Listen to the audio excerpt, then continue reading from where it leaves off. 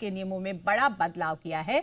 अब BSBD account को normal banking service माना जाएगा और ये हर ग्राहक के लिए उपलब्ध होगा जो जीरो बैलेंस के लिए होगा, यानी कोई मिनिमम बैलेंस या मिनिमम एवरेज बैलेंस रखने की जरूरत नहीं होगी। लेकिन एक व्यक्ति किसी भी एक बैंक में ही जीरो बैलेंस वाला खाता खुलवा सकेगा। और फिलहाल इस पर अपडेट लेने के लिए रुक करेंगे हमारे संवाददाता एकता सूरी का। और आपको बता दें कि basic saving bank deposit account पर क्या है आरबीआई के नए नियम, एकता से जानते हैं। एकता, क्या नए नियम है? जी बिल्कुल, आरबीआई ने एक राहत दी है बैंक के कस्टमर्स को, ये कहते हुए बैंकों को कि वो अपने सभी कस्टमर्स को बीएसबीडी अकाउंट्स जो है उसकी सुविधा ऑफर करें। बीएसबीडी अकाउंट्स यानी कि basic saving bank deposit accounts, ये वो अकाउंट्स होते हैं जिनमें जो मिनिमम बैलेंस है वो ज़ीरो भी अगर चला जाए तो बैंक आपके ऊपर कोई पीनल चार्जेस नहीं लगा सकता। महीने में 4 एटीएम विड्रॉल्स आपको फ्री है।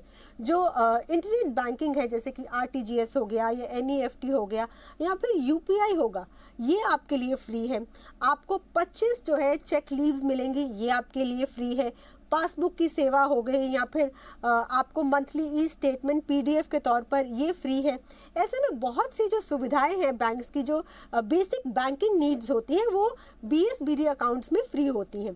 अब अगर आप सोच रहे हैं कि आप अपने सेविंग अकाउंट को बीएसबीडी में तब्दील कर लें तो सबसे पहले हाँ, आप ऐसा कर सकते हैं।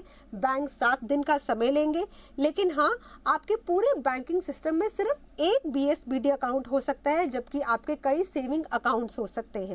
दूसरा ये कि सेविंग अकाउंट में आप महीने से ज़्यादा 4 बार से ज़्यादा अगर एटीएम से पैसे निकाल रहे हैं और आपका सेविंग अकाउंट, आपका बैंक आपको ये सुविधा दे रहा है तो आपको एक्स्ट्रा चार्ज नहीं लगता।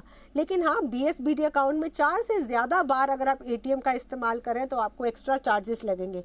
सेविंग अकाउंट में आपको रिलेशनशिप मैनेजर हो गया, आपको आपका डेबिट कार्ड हो गया, क्रेडिट कार्ड हो गया, पॉइंट्स और पॉइंट्स के ऊपर बहुत तरह के डिस्काउंट्स, ऐसे बहुत सी फ्रिल्स मिलती हैं जो बीएसबीडी अकाउंट में नहीं मिलती, क्योंकि यहाँ पर सिर्फ बेसिक बैंकिंग सेवाएं मिलती हैं। इसलिए अगर आप अपने सेविंग अकाउंट को बीएसबीडी में तब्दील करने का सोच रहे हैं तो तभी कीजिए।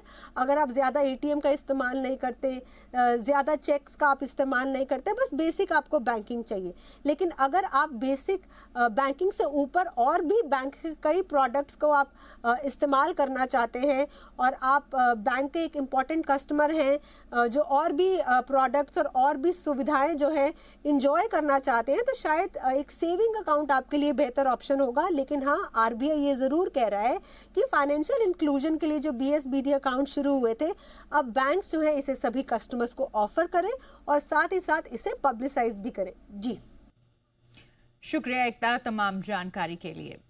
इधर आरबीआई ने कमर्शियल बैंक के क्रेडिट रिपोर्टिंग नियमों में बड़ा बदलाव